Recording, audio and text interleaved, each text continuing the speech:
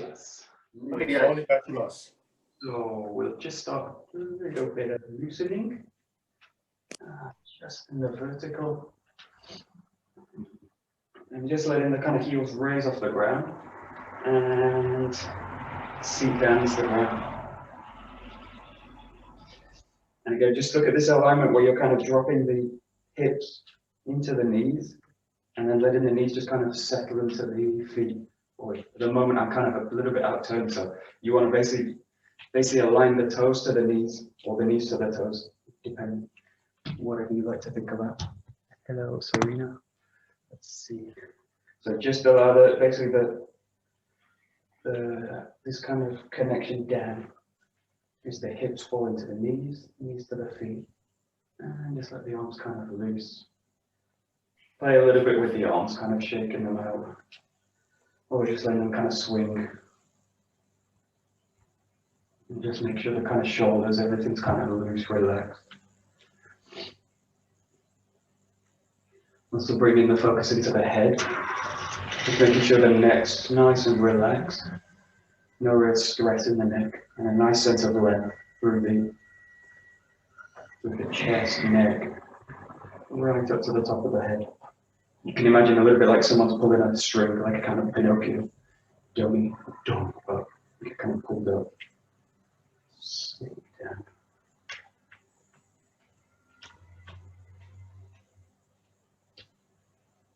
And just play really now, coming into the toes. And just start to now come into this kind of frontal direction. We'll mix in with the vertical, so kind of play with a kind of up-down move and this kind of front back. So you've got this move front back, and just play a little bit with the kind of rise and fall as well. So it's a little bit like going into a wave pattern, but it's a bit less. In this case, it's a bit more about the balance. So this front back is much more about balancing the body, less really about a wave kind of movement, but it's naturally going to go towards a kind of wave move. But just play a little bit, just exploring it's kind of front back. Basically means also exploring the feet, where the balance is in the feet.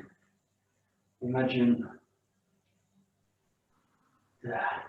Also in this case, just watch the body, just pay attention. This is also really good for balance, just for the feeling of balance. So just feel the body kind of falling back, and just really feel what that feels like. Really kind of feel the body falls back, and just feel what happens to the body. So just play both forwards and backwards, and keep it nice and loose. But it's also important to really feel what being out of balance feels like. So then you can kind of identify it during the technique. Very hard to do in movement. Just kind of getting the kind of taste for that feels off balance, and the body wants to always kind of come back into balance. So just play a little bit with it. That's it. Good. And we tend to also keep the feet kind of shoulder width, but you can also explore kind of coming forwards with the feet, stepping forwards a little bit. Keep it nice and simple. Don't want to complicate it too much, but just feel that kind of shift through the body. Again, really that. Just feel the body when it kind of wants to come out of balance. And then you basically either hold in tension or you fall over. You think like a drunk person. Drunk people are really great at doing Seitai. You get people really drunk and they'll automatically go into Seitai. They just kind of nice and loose. That's it. That's it. That's it. Good. Good. And then just start to come into a side to side. And for the start, just in a way, keep a kind of pure side to side move. So just really working the torso. Just hold the kind of flank of the body. In a way, you're really trying to get into this area because it tends to be quite tight. We don't really use this movement a lot during the day. We don't tend to anyway. Just try to open it out. That's it. Good. And as we've been doing a little bit this week as well, and last week, just start to bring a little bit of the forward and backwards move into it. Just basically now you're going to come into a rotation. Again, just feel the weight of the body and feel also the balance. So feel what it's like coming out of balance in the body. And feel basically the position where the body's just not capable of holding itself. It'll either fall or go into tension. So just work a little bit out of the kind of comfort zone of the balance. And then you can really get a taste of coming into balance. That's good. Great. That's great, great, great. Good. Yeah, and then just coming down to a kind of more of a rotation than a sideways. Just let the arms nice and loose.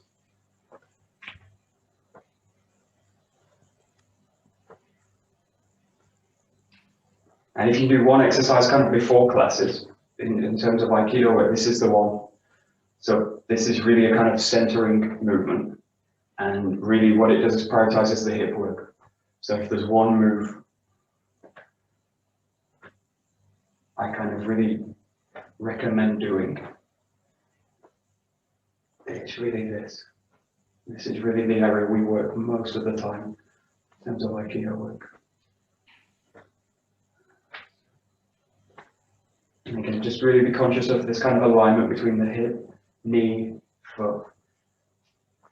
Try as much as you can, try and avoid coming into the toes with this one. Try and let the weight really sink towards the back of the heel.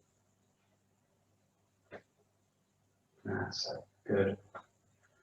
Good, good, good. Just in this case, start to open out a little bit where the arms start to come high. So you're basically going to lift up.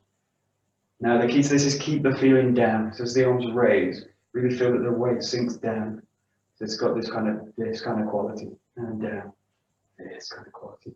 It's as if you're throwing the arms up, but you're doing it by sinking the weight down. Ah, hello. Just like that. That's hello. I'm very Doogie's. really well. Really loose. And just let the arms throw up and release. So the weight all sinks down. And they're gone. Good.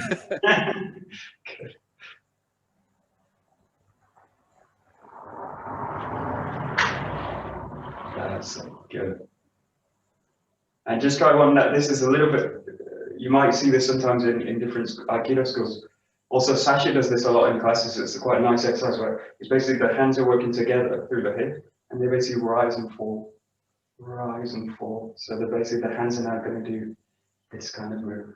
Just a little bit this way.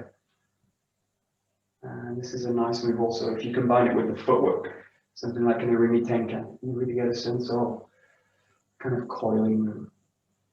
And again, just keep the weight really focusing down, centering the body, and really feel a sense of spiraling at both ends of the move.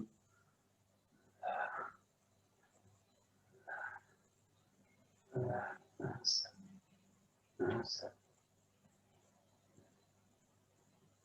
Good. Okay, good. So just now, bring the feet a little bit closer. So just in line, basically with the hips, a little bit narrower, and just release from the pelvis. Let the head really sink down, and let the arms just release towards the ground.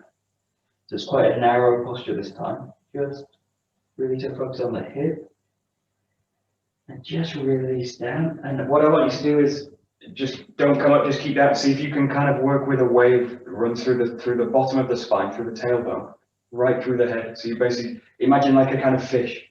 So if you can imagine like a fish swimming, just see if you can.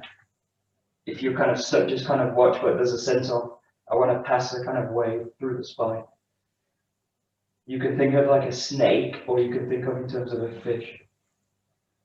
But this is basically a way to loosen the spine off, using the weight of the ground, of the gravity, just to pull through and lengthen the spine.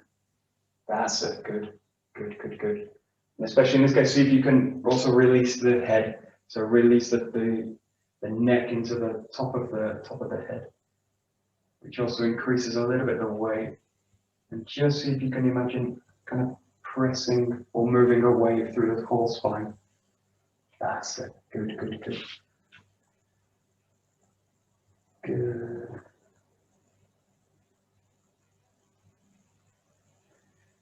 And this is a really nice exercise to do off a ledge. So if you're on the edge of the sea or off a mountain, you can do this off the edge. So you can actually drop the body lower than the feet.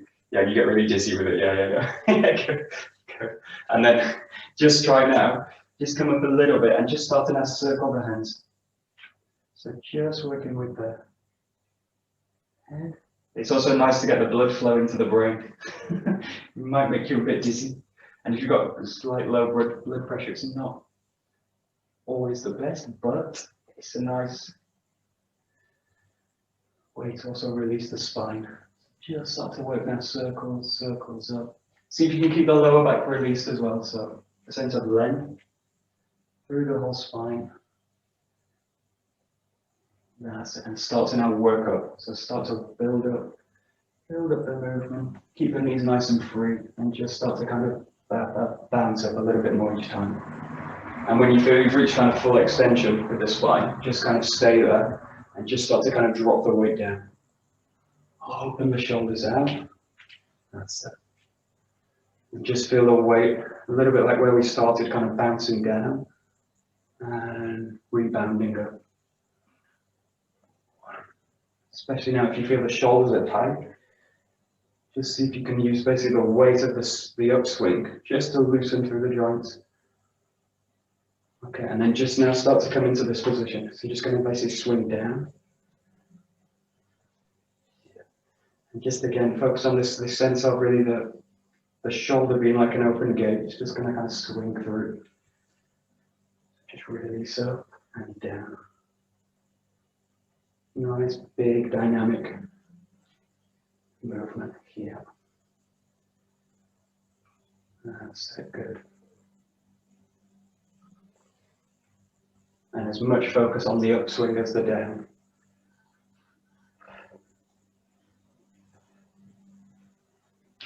That's good.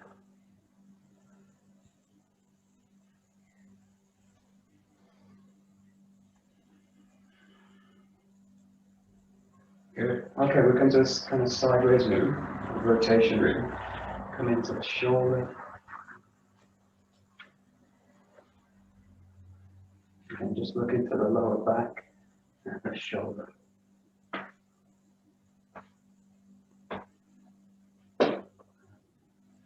Okay, good. Keep going. Let's see.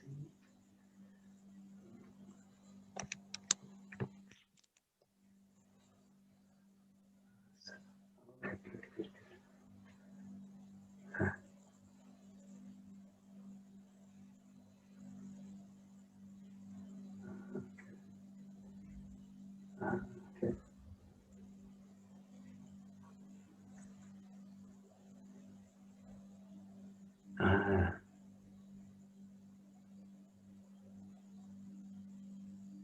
Okay, good. This is a really subtle distinction, and it's probably impossible to show on screen. But see if you can find the difference between just letting the arm swing through, or it's basically doing this, and the difference between that and basically carrying the arm, where I'm basically doing this. It's, if you imagine if you've got a heavy object, you know when you're a kid and you swing a bucket full of water, and it doesn't drop water out. I need to basically swing like it's a kind of pendulum. If I kind of carry it, then as I swing up, I use tension, and all the water falls out of the bucket. I don't know if you've ever done that. I used to do it as a kid like this.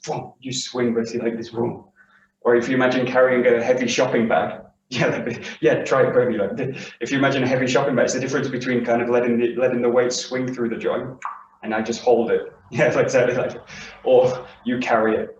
Oh, I kind of carry it, and I hold it like this. So just try and feel like it's basically going to swing through. The key for me is like as I make contact here, then the arm just drops down. So it's contact and release. So all the time it's trying to release through the whole joint. And we're always kind of holding tension. So we need to basically inviting relaxation. Oh, tense. Yeah, that's it. Yeah, good. It's actually just a really subtle difference, but a really big difference. It's one of those cases that looks the same but feels totally different. This is why it's so important to go to feeling sensations rather than what it looks like. That's a good. Great. Nice.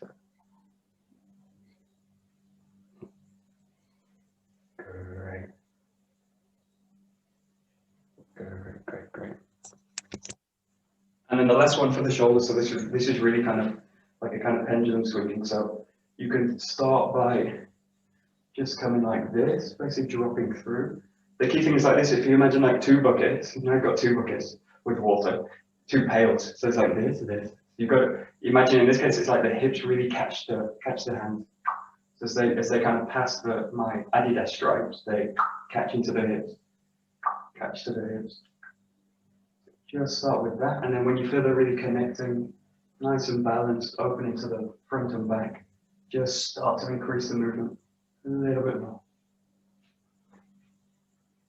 Basically, the spine's going to rotate from side to side. And just keep the elbows nice and heavy in this case. And then if you can do that, just start to bring it into a full circle. Go all one way. Like that.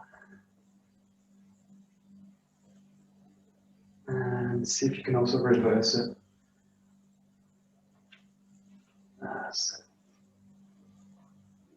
This is a really good left brain, right brain exercise. Left hand, right hand, split the body in two. That's it, good, keep going. Let's see. Okay, good.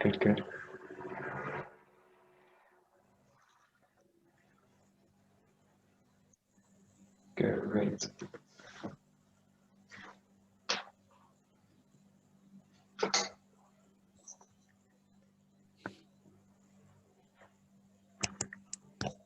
Very nice.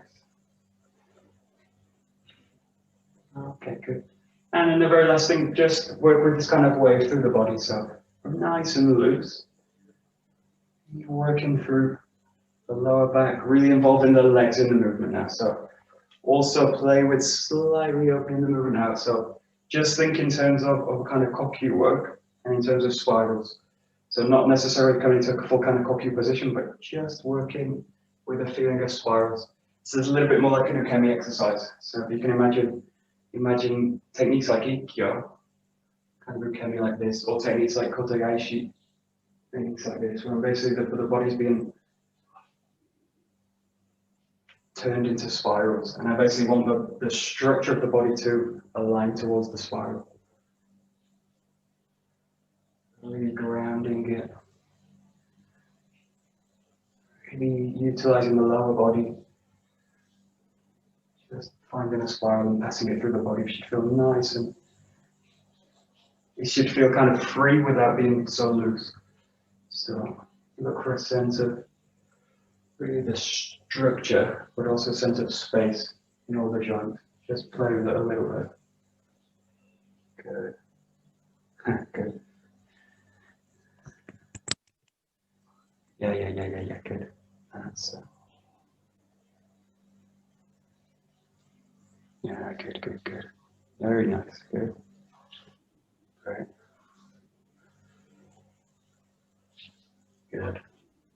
And then just as a kind of last centering, just raise the hands above the head. You bring the palms together, and then you draw the hands down, and then you just come into the kind of shaking. I just want the whole body to shake, and I want the basically sometimes you do this, and the hands do this. Try and let the body kind of shake it. So as if you're kind of shaking from the center. And at the same time, if you can just breathe out the body, so you're just going to kind of. And the feeling with the breath out is not that it's done. The Japanese sometimes say like you breathe through the skin. So the out breath is done through the skin, they say. So in a sense, you want the out breath to be kind of a little bit kind of passive in a way. And then when you feel the breath's gone, just come back up, nice deep breath in, open out, join the hands, and then just bring everything down to the center. Let everything kind of vibrate, especially feel the center vibrating through the hands. And again, just a nice gentle out breath through it. And then when you feel it's empty, just come back into another. And just let everything ground, center. And settle everything down. The Japanese use these rituals just before they go into cold water showers under waterfalls. So they're really used as a kind of, as a focusing the mind and the body. So we'll just do one last one. In this one, when you find the out breath, what I want you to do is, as you've emptied fully, or you think you've emptied fully, release the hands. Just bring the body forward a little bit and really empty all the lungs out.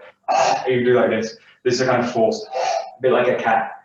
And then when you feel like desperate to breathe, you do this. Fully in. So that's the last one. Okay, so you go breathe in. I hardly ever do these, but no, nice. Just let the breath out. Gently, when you feel it's kind of come to an end, just in your own time. Just release, come forward, and just expel everything. And then take a nice deep breath in. Good. It's impossible to do and talk at the same time, that's what I've just realized. So take a Bokken. We're just going to a little bit of Saburi. Good. Okay. So in this case, we'll just go straight into Zengo Giri. So just find the center, really nice, calm Kamai here. Reach the back, really opening the shoulders up, cutting down, and then rotating through to the back. Take it nice and slow. And try and really use these kind of centering exercises. And kind of really keep all those sensations really alive in the movement. We tend to go to form training and then everything starts to become rigid. So try and really keep the body nice and open. Really look for efficient movement, but also effective in terms of a functional, really functional cutting impact movement. Like that. Good. Great, great, great. Yeah, that's it.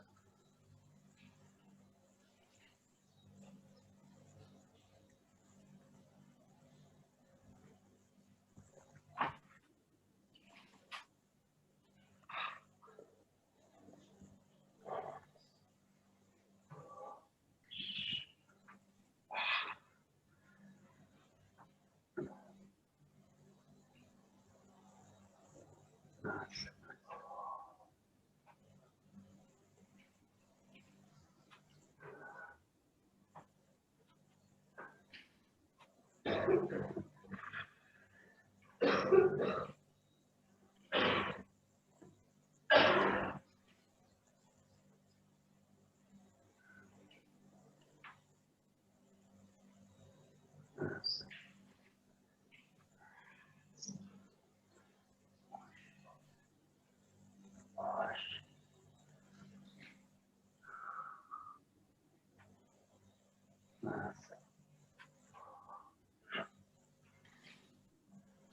Okay.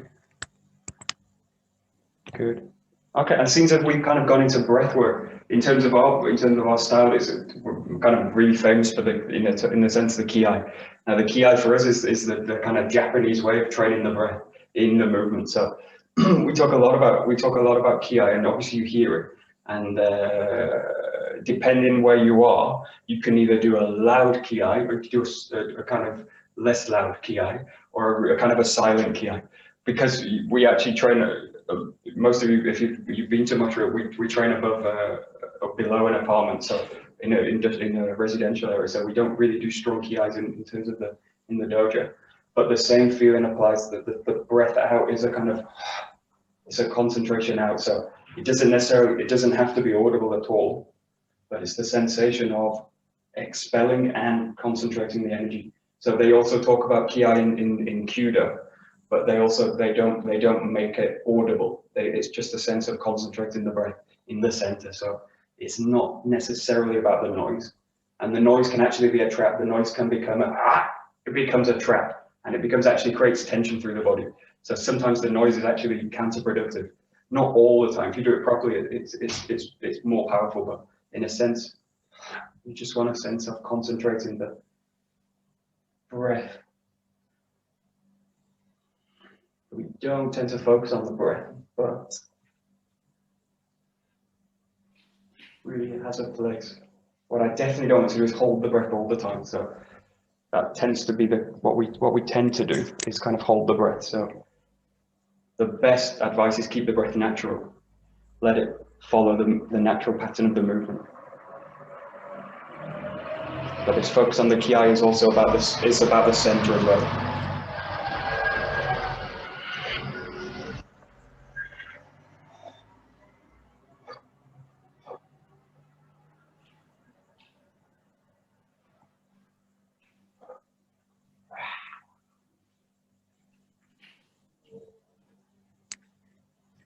Yeah, good. Good.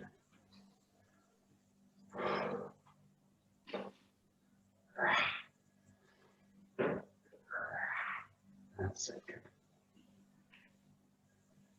Yeah, good.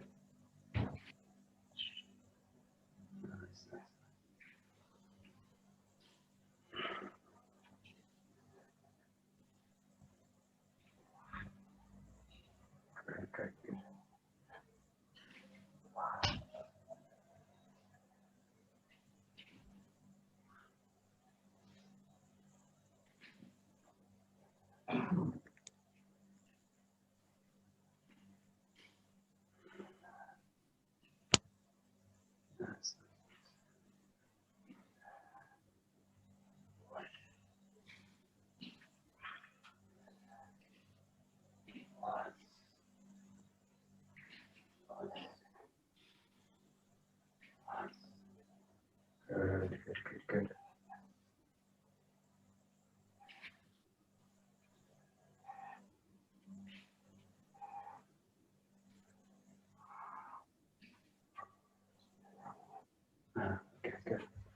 Good. Good. Good. So we'll just come into number 2. So again, just keep that kind of pattern. The natural position in this is to release. Kind of an in-breath here and then out-breath. But again, it's just trying to align naturally the movement align the breath naturally to the movement. So the breath shouldn't really disturb. It should just kind of align to the body, to what the function of it is. And again, you've got this kind of explosive finishing movement, which tends to be done with a ki. Let's keep the breath basically. I basically want the breath to concentrate right at the end. Really taking the focus into the center. Coming back.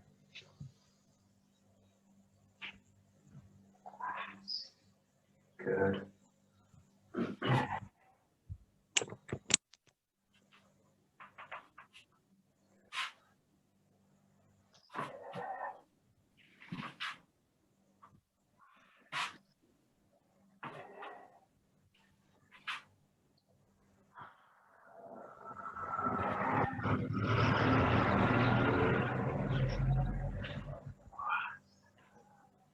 So good.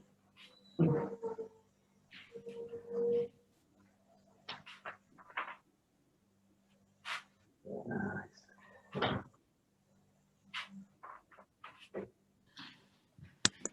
Good.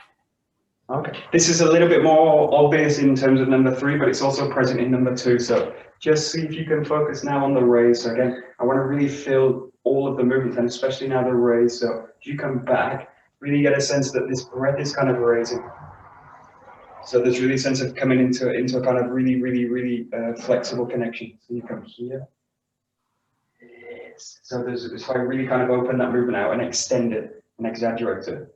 It's this, and the sense of the hips now anchor the sword and draw up the sword, and then cutting down. So again, it's just trying to anchor that movement out, just slightly open it out. Just explore this. There. So there's a sense the hips sink and the sword raise. So obviously this is explored more in the third subordinate, which we'll come to, but it's really here as well, just in a bit more condensed, a little bit of a different position. Let's see. Yeah, good. Imagine there's a kind of pull between the tip of the sword and the feet. Something's stretching. So something's reaching up and something's you're being kind of pulled down. Yeah, good. That's it.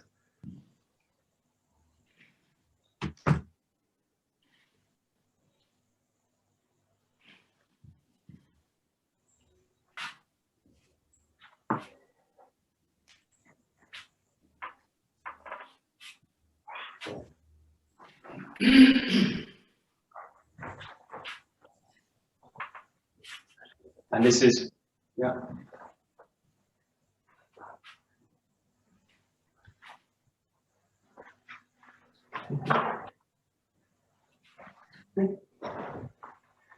If you know the work of Buckminster Fuller and you know the word tensegrity, this is tensegrity. So that your body's actually a the structure is tensegrity. So we tend to think in terms of the body as kind of blocks, like building blocks, but it's actually built on in principles of tensegrity. You can look it up. Tensegrity. This is basically how the body functions, and all basically the fascia or the tendons, muscles, they work in this kind of way, which is basically a structure that's aligned towards gravity, being kind of pulled in tension, but without actually stacks of blocks. We tend to think of the bones like kind of building blocks, and everything's stacked on top of them. But your structure is actually it's a tensegrity structure. So I'll send some stuff into the group, but this is basically how the body functions.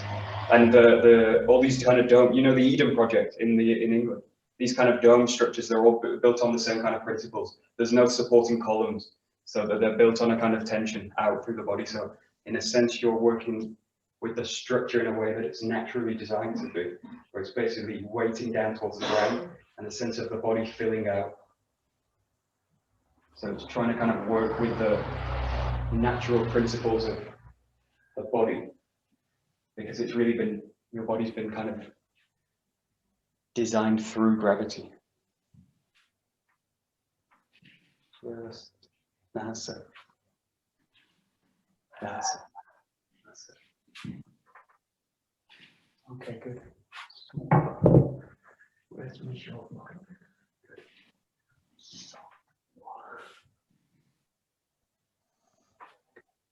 Okay, cool. Good. And we're just going to number 3. So just change my Bokken, it's a bit shorter. You're going to come now into this position. And again, really focusing now on the breath. Nice deep breath in through the nose.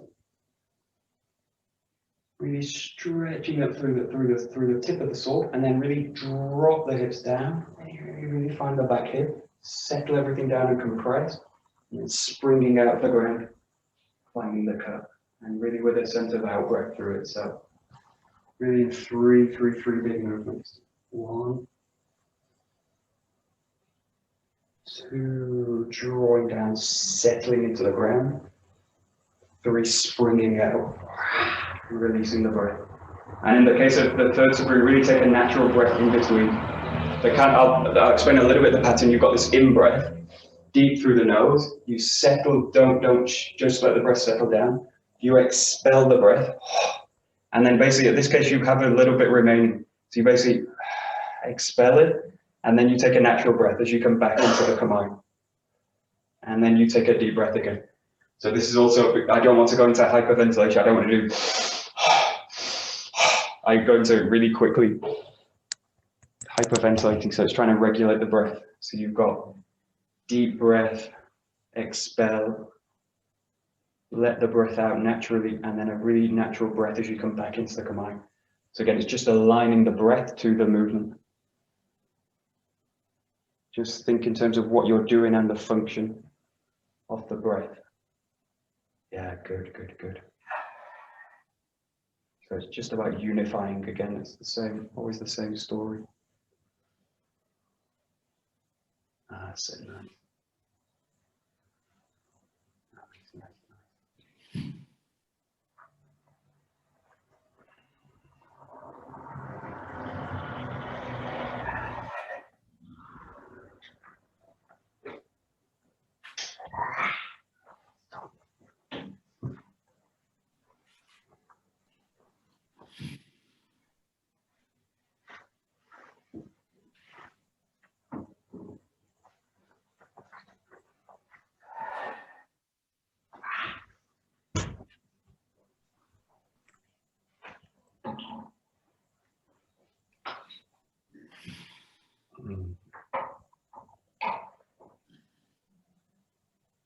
Ah, that's nice.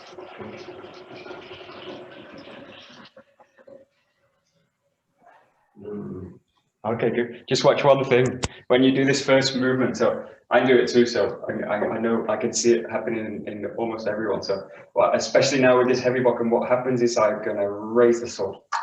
And now I raise the sword. I do it like this, but really try and get the sense of that the sword anchors into the body. The first moment in this is a sense of softening through the body. So think also in terms of this, you're coming to 3 different states in the body.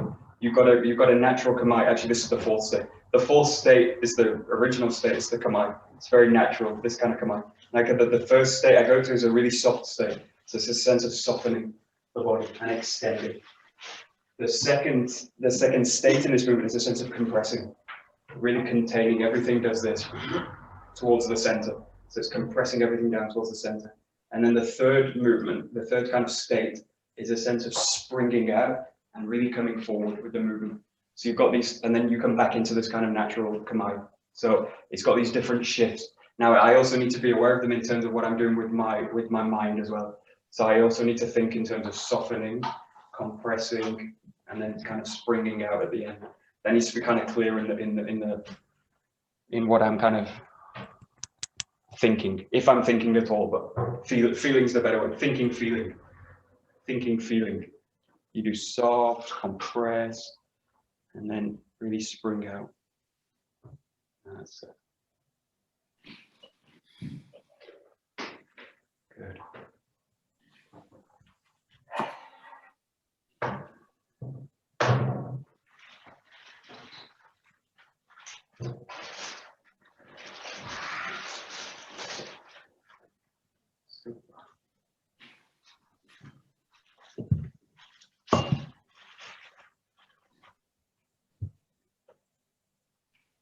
Great.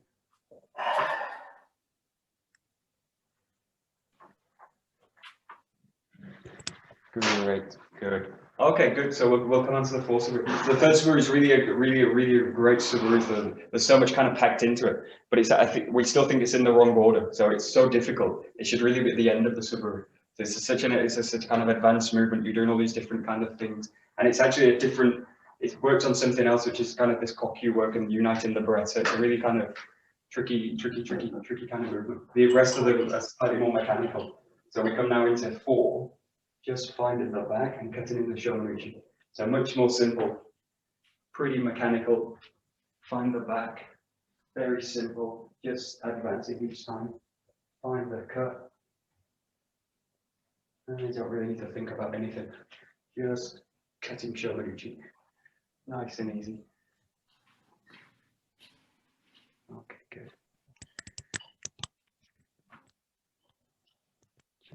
Good.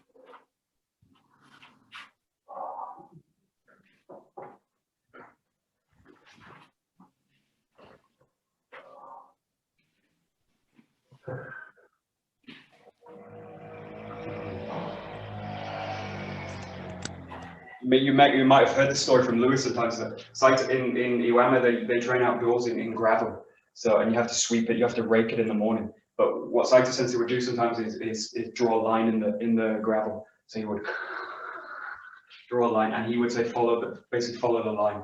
So in terms of 4 and 5, really get a sense of a line through the feet, and you're going to each time really work down the line. Oh, don't cut the camera.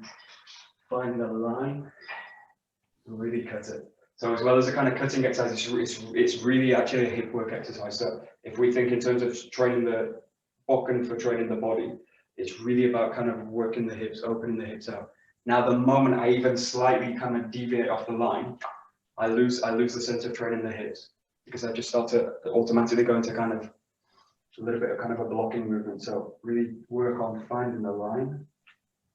And basically the key thing is not necessarily the feet, but that the center is basically holding the line or following the line. So just, if you've got a line, use it. And if you've not, just imagine. Just really try and work the hips through the movement.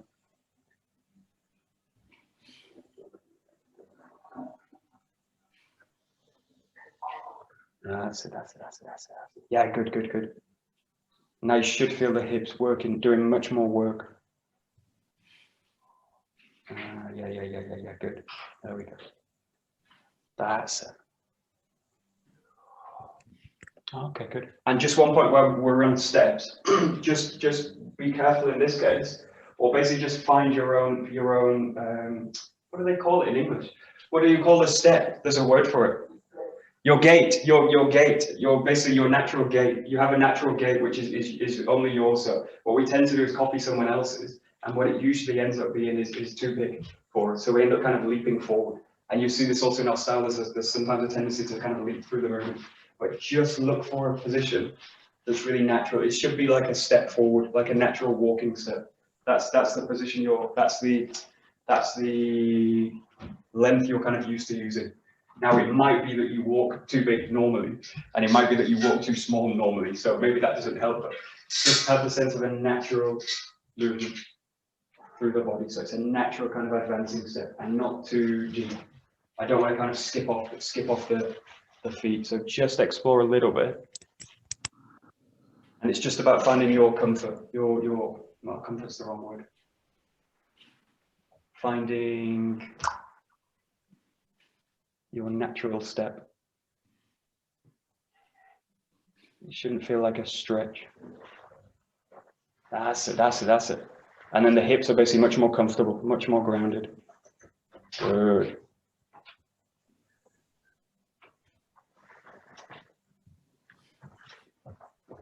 Good.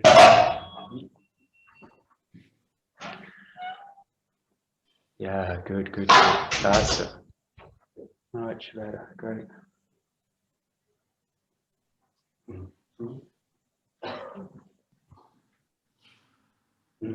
Okay, good. I just think this is a simple Saburi, but it's actually pretty difficult if you kind of break it down. Just watch one point on this when you come forward now when you basically ground the back leg. Watch this and then this. Basically, I rock back as I do it. So when you do this, really focus on the back hip. Basically, this is the back hip. The back hip's going to accommodate the hip. So it's basically going to land in a place where the hip can just settle into it.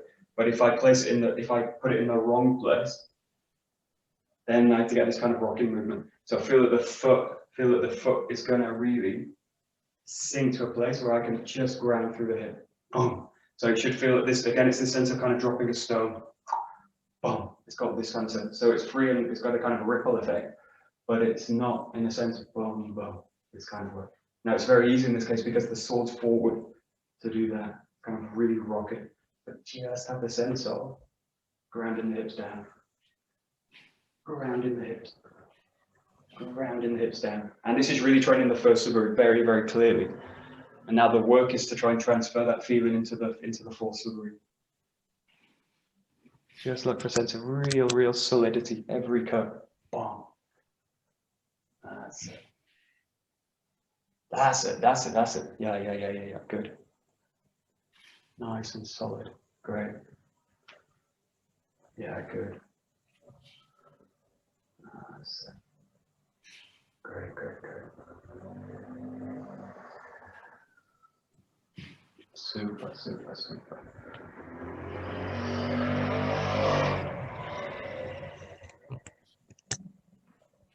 Good. Good, and then we're coming to number 5. So basically four's usually the groundwork for 5. So all the points that we cover in 4 basically transfer over to 5. And now you start to work with the yokumen. So it's a more complex movement, but all these kind of points are really the same. So I want to hold the line, first of all.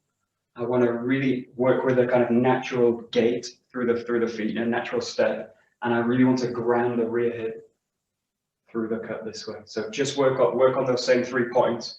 And also now you've got a slightly more of a complex movement where you're spiraling and opening the hips. Look for that same sense of stability. So just play. Just kind of be aware of those points. Obviously 4 is the best place to train those because it's so simple. 5's a little bit harder, doing more complex things. Nice, nice, nice, nice.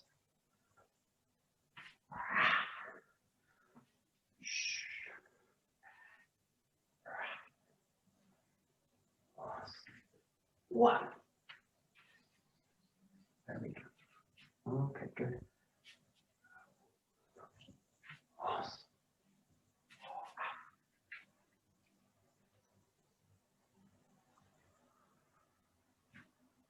Nice, nice, nice, nice, nice, nice.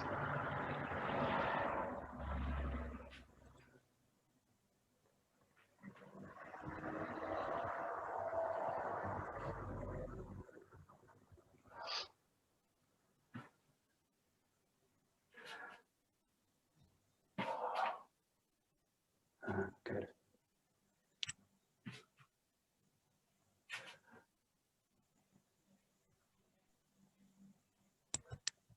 Okay, good. Now, again, if you go to this idea of kind of state or states of feeling in the body, like we did in number 3, in 3 it's very clear because you've got 3 very distinct movements. Number 5, it happens you kind of switch between these 2 states. So what I do is really soften, and then come into a kind of really contained sense. But that happens all in one movement. So you've got a sense of this kind of natural position, then you've got to really soften and then a hard, soften and then a hard. So it's all happening kind of like that. In number 3, it's kind of so it's very clear. But now what's happening is like whoa, oh no, the other way. What happens is like that. So it all happens in one go. So I need basically a sense of softening the body, and then coming to a position really of stability, really, really solid body. So it's a sense of flowing, solid, flow, solid, flow, solid. So it's all happening in one movement, which is why it's quite difficult. Just give it a go. But definitely this sense of releasing or softening, depending on how you want to see it. Release, soften, and then you really solidify it. That's nice, nice, nice.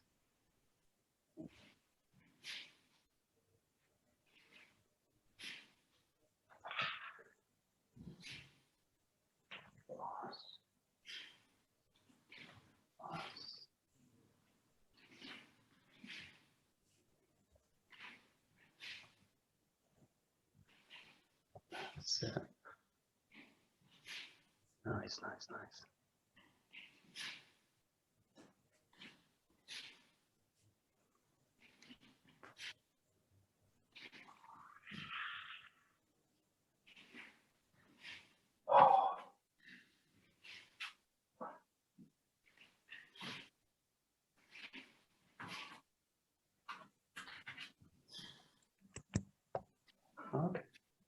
Okay, we'll do something a little bit different. Something we don't ever really work with speed in terms of what we do, especially when we're training the base. We tend to stay away from speed and power because they kind of destroy any sense of kind of access into the principles, the base. So what I want you to do now is work a little bit with speed, but we're going to do it in a slightly more contained way. So we're going to eventually work towards just on the spot, finding this cut this way.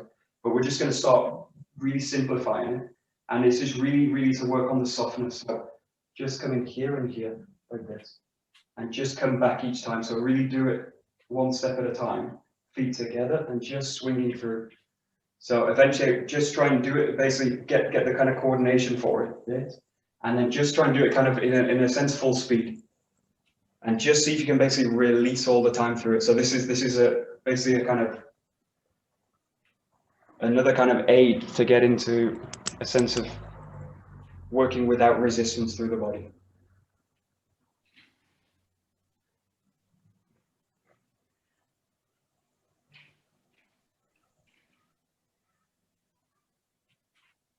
Okay, good.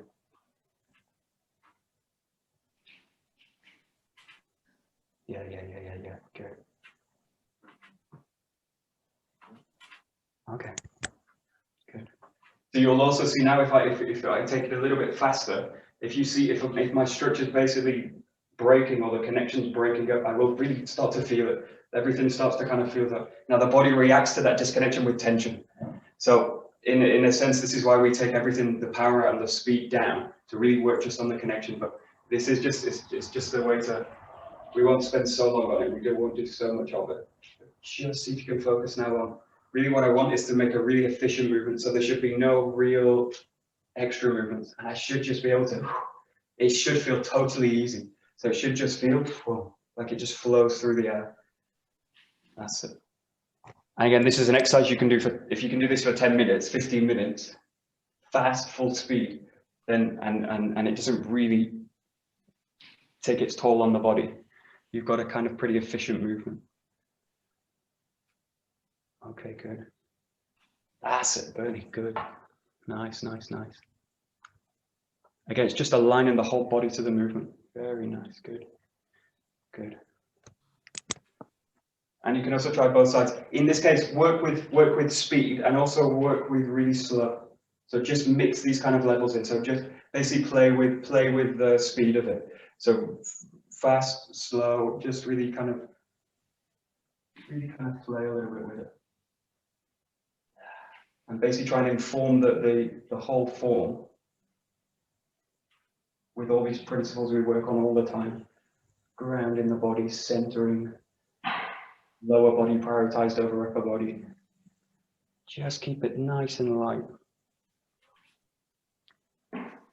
Good.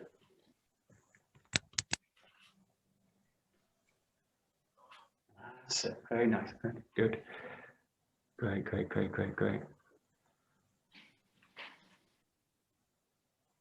Nice. Good. And now just introduce the focus into the cut. So the big problem now is coming into the focus that it doesn't disturb the kind of swinging movement. So if I now think I'm going to, and I do this, basically crunch everything up. So keep the sense of being open and swinging through. Just catch it in the hands. So it's basically swing through and then swing through, release, swing through, catch, swing through, catch. So you're like kind of catching a ball or something, you kind of, you catch it on the spot. So it's like that. And again, just see if you can work with different kind of speeds, a little bit slower, a little bit faster, and then see if you can go to kind of full speed. Wait a bit with it.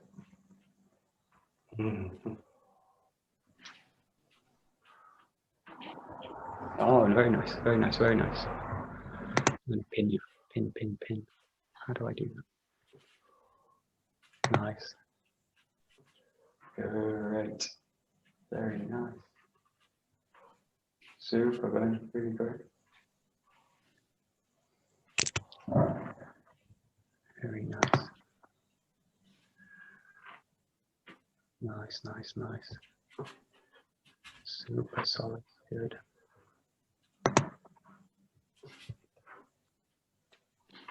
Right.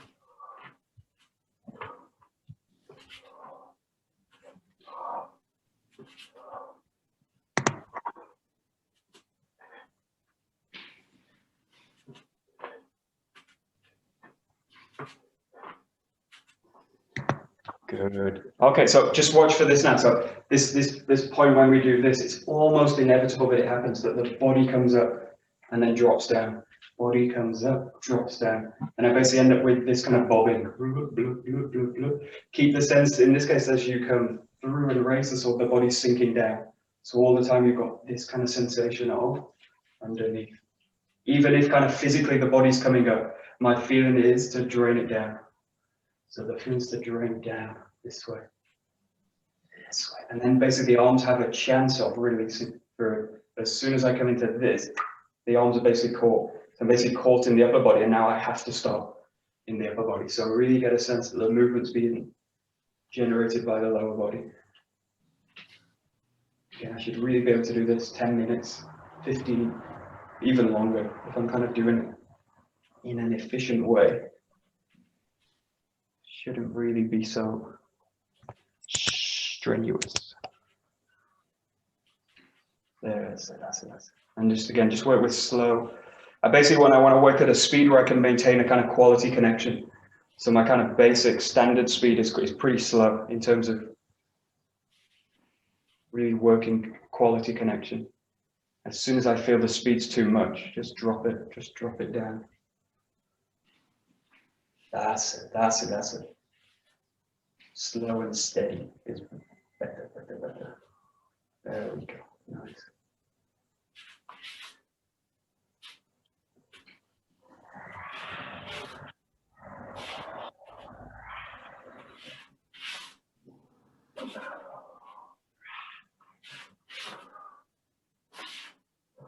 Nice.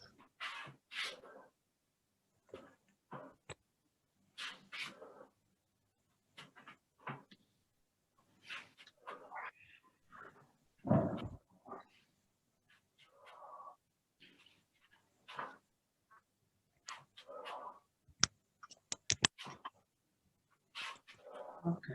And we'll just finish with this combination we did yesterday, I think, or the day before, I can't remember. You're going to come up to here, with a yokomen here, and then roll to the back, find the block, and then find another yokomen this way. So just nice and calm, and really use this as a kind of centering exercise. So coming back, cutting with the yokomen, roll to the back, nice and relaxed, dropping the elbows down, and then through into the cut this way. And just work with this combination, just really as a really kind of centering, balancing exercise, especially focus on this rotation. That's yeah, good. H. Oh. Was.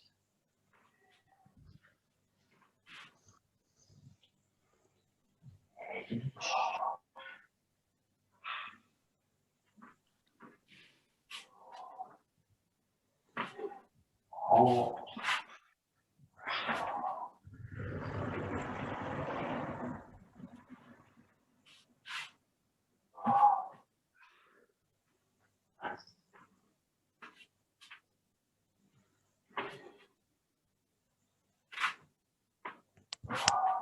Good. And the last 30 seconds, just work now with this. You come back, cut, find the first cut, roll through the block and find the second roll. So now you're going to really bring this root together, roll through, slice through this way. Okay, so just work on that now. So it's just a little bit more challenging, just to finish. This. Pretty tricky. Keeping the rotation nice and dense, spiraling through the ground.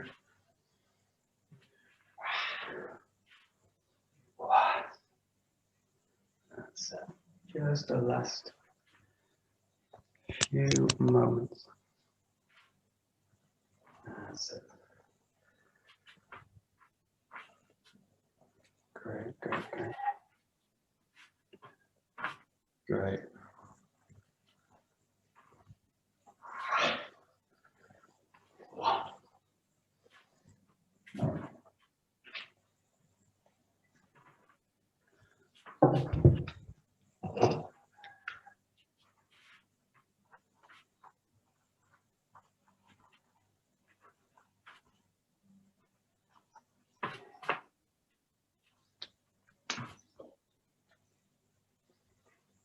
Great.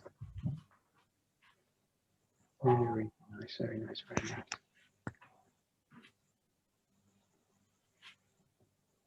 Right. Okay, good. We'll stop there.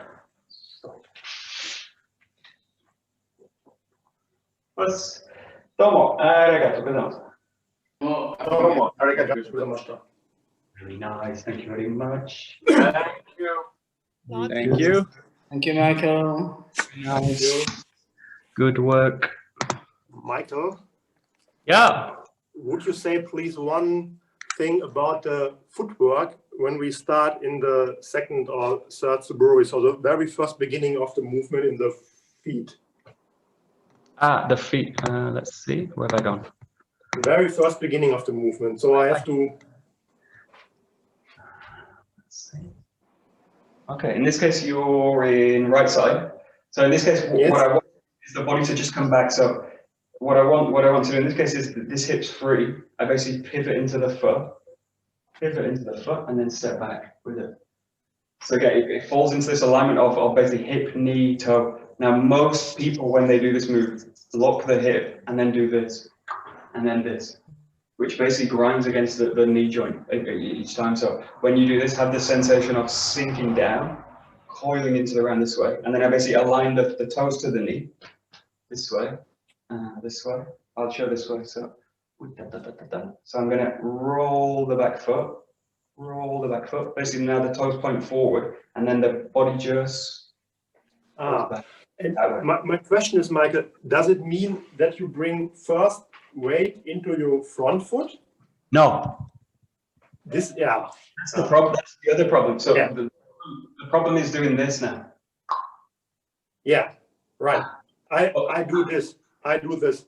Yeah, everyone does it. So if people don't do this, they do this. Yeah, Exactly. So, because you've got and the I can sword. feel it. I can feel it in my knee. I can feel it. Now the reason for that is actually the kamai. So if you think the reason I'm doing that extra movement is because I'm out of balance. So if I'm weighted wrongly, in this case it is wrong. I'm actually weighted in the wrong point. I rock forward into the foot to release the hip. But I should feel in this kamai, my weight's dropping down right through the center, and I can just release the hip. So it's not that the weight's not dropping down into the foot, but I don't increase the weight into the foot. It's already there. So it's already there. I just, the feeling is as if someone just pushes me back that way. Yeah. Great. Yeah. What I do is like pull into it and then come back that way. Yeah. Great. Thank you very much, Mike. This is the point I have to work on. So I will do, and see you tomorrow morning. Thank you very much. Great. Michael, Yeah. in the third Suburi, it would be the same movement actually. So also first move your feet, or rotate your feet outward and then move backwards. So it's a similar movement. What's great about that move also is we use it all the time. So if you think about TAKEMUSU, this is the big problem, not the big purpose of that training as well is also when we come into the taijutsu work. If you think of kinanagari movements, so like an ikkyo, when I do this kind of movement and I roll back. Now if my training in the Bokken tells me shift the weight into the leg and then change the flow, then every time I clash with the person. And then if I clash with the person, I break the awase, and then I go to strength techniques. Yeah. So that very small difference in the footwork has like ripples out. So I really, in a way, it's trying to train this kind of consciousness that I'm really, all the movements have a kind of purpose in a sense, and that the kind of effect of them ripples out. So it's really making sure that the kind of purpose is clear. Also, that's my job. So hopefully, if it's ever unclear, you should ask like you do. So this is good. This is good. Great. Thank you. Great. Thank you. See you tomorrow. Bye-bye. See you.